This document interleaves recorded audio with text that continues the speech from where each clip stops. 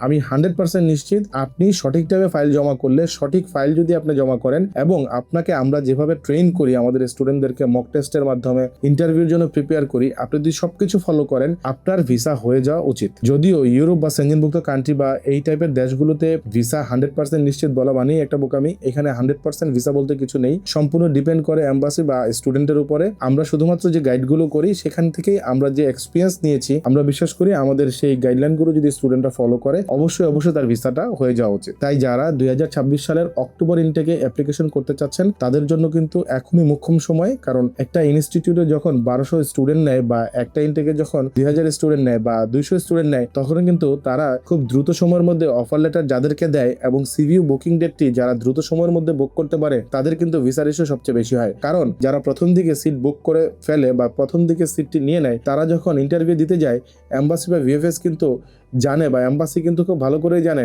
কতগুলো সিটের আন্ডারে অ্যাপ্লিকেশনগুলো পড়ছে।